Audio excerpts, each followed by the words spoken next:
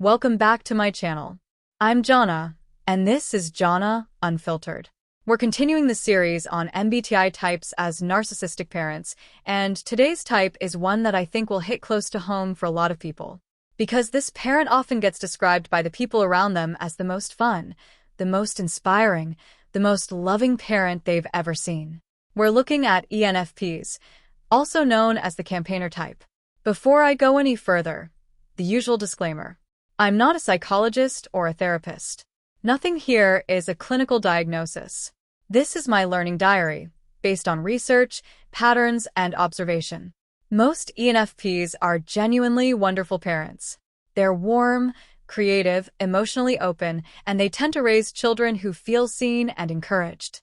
But when narcissistic patterns layer onto the ENFP style, what comes out is something that's deeply confusing to live inside, because it looks like love from every angle except the one that matters most, which is from the inside. Let me start with what ENFP actually means. ENFP stands for extroverted, intuitive, feeling, and perceiving. People of this type are typically described as enthusiastic, emotionally expressive, and genuinely invested in the people they care about.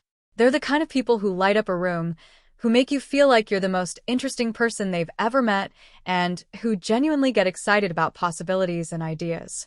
A healthy ENFP parent creates a home where the child feels celebrated, creatively supported, and emotionally free to be themselves.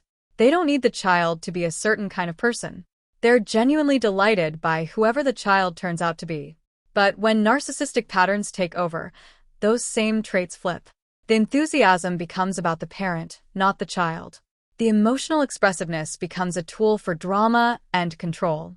The warmth becomes conditional, available when the parent feels validated, and withdrawn when they don't. And the home that was supposed to feel creatively free becomes a place that's emotionally exhausting and unpredictable. Let me explain the core pattern. The ENFP narcissistic parent's identity is organized around being the most fun, the most loving, the most exciting parent. Not because of what it does for the child, but because of how it makes the parent feel and look. They want to be adored. They want the child to look at them with admiration. And when that admiration isn't there, or when the child starts becoming their own person in ways that don't reflect the parent's preferred image, the warmth can disappear so suddenly that the child is left genuinely confused about what just happened. This inconsistency is the defining feature of this particular type in a narcissistic pattern. One day, everything is wonderful. The parent is present, affectionate, creative, engaged. The next day, something has shifted in the parent's emotional state, and the child is walking on eggshells trying to figure out how to get the good version of the parent back. That cycle, over years, produces a child who's constantly monitoring, constantly adjusting, constantly working to maintain an emotional environment they have no real control over. Let me talk about the mother and father versions separately. The ENFP narcissistic mother tends to present herself to the outside world as the cool parent.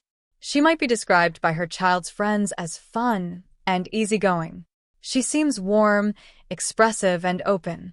But behind that public warmth is a very specific and exhausting dynamic at home. She competes with the child for attention. Not consciously, maybe, but when the child achieves something or gets praised, the mother has a tendency to redirect the spotlight back to herself. To share her own story that's more impressive. To make the celebration somehow about her. She's also deeply inconsistent. The warmth she offers is genuinely warm when it's there, but it's tied entirely to her own emotional state. When she's feeling good about herself, the child receives affection. When something has upset her, or when she feels insufficiently appreciated, that affection withdraws. And the child doesn't know which version of the mother they'll encounter on any given day, so they develop a constant low-level vigilance that never fully switches off. She often treats the child as an emotional confidant in a way that reverses the natural parent-child relationship. She shares things a child shouldn't have to carry. Relationship problems, financial stress, her sense of being misunderstood by everyone around her. And the child, who loves her, takes all of that in and becomes responsible for managing it. They stop being a child and start being a support system. When the child tries to set any kind of limit, or simply expresses a need that isn't aligned with what the mother needs in that moment, the response is often a demonstration of hurt. Not necessarily a yell or a direct punishment. More like a visible emotional withdrawal that communicates clearly, "You've done something wrong." And the child ends up apologizing and adjusting, not because they understand what they did wrong, but because the warmth disappearing is something they can't tolerate. The ENFP narcissistic father tends to present himself as the exciting parent, the one with big ideas, grand plans, and a vision for a wonderful future that includes the whole family. He's charming. He's socially confident. He says things that make people outside the family think the children are incredibly lucky. But inside the home, those grand plans rarely materialize. The promises are genuinely felt in the moment they're made, but they're also genuinely forgotten when the parent's attention has moved on to the next exciting possibility. He may also have a competitive quality with his own child that's difficult to name.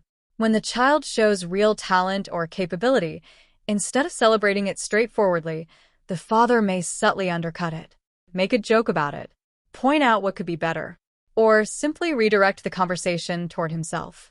Because someone else's achievement, even his own child's, can feel like it diminishes something of his. He tends to use charm and warmth strategically. When he needs the child to do something, or when he wants the family to reflect a certain image, the warmth is present and generous. When he doesn't need anything, the engagement drops.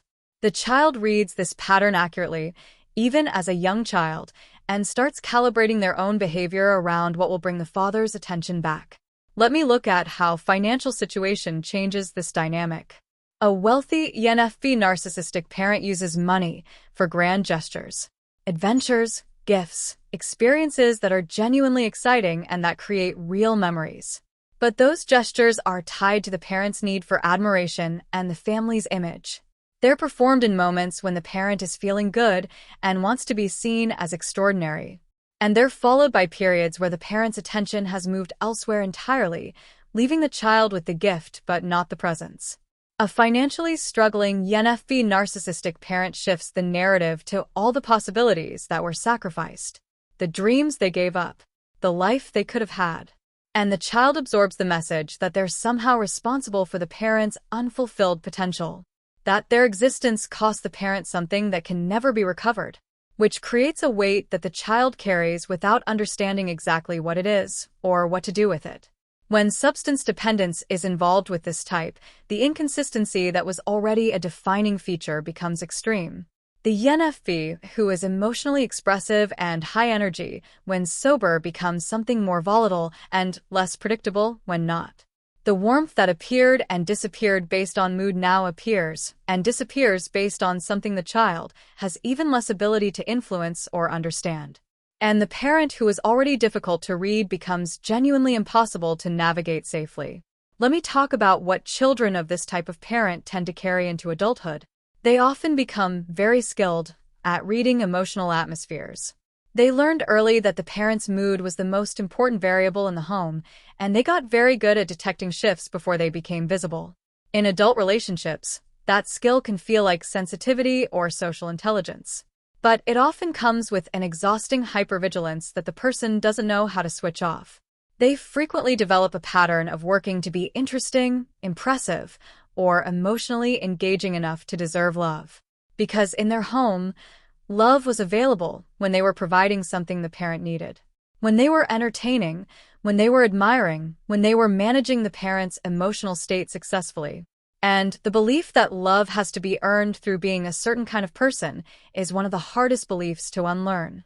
They may also carry a deep discomfort with calm, steady relationships, because what they grew up understanding as love was intense, unpredictable, and emotionally consuming. A relationship that's consistent and quiet and doesn't require constant performance can feel, counterintuitively, like something is wrong, like it isn't real, like the other person isn't really that invested. The ENFP parent, even in a narcissistic version, often did create genuinely good moments. Real warmth, real creativity, real excitement. And those moments are real. They count. They're part of the story. And so is the damage. And the work of recovery is learning to hold both of those truths, the good and the harm, without having to choose one to make the story simpler. You don't have to decide your parent was all bad to acknowledge that something they did caused real harm. And you don't have to pretend the good moments didn't exist to give yourself permission to set limits. Before I close, I want to hear from you. Have you ever had a parent or someone important in your life who seemed incredibly loving from the outside, but whose emotional unpredictability made home feel unsafe? And how did that affect how you relate to love and consistency in your adult life? Drop it in the comments if you're comfortable. I think these conversations are some of the most important ones we can have, and your experience might give someone else the words they've been looking for. Thanks for watching. If this video resonated with you, please consider hitting the subscribe button. I want to be upfront and share that I use this text-to-speech voice to tell my stories because, as a full-time ESL teacher, I have to be very careful with my vocal cords. Managing vocal nodules means I have to save my voice for my students, but I didn't want that to stop me from sharing these unfiltered thoughts with you.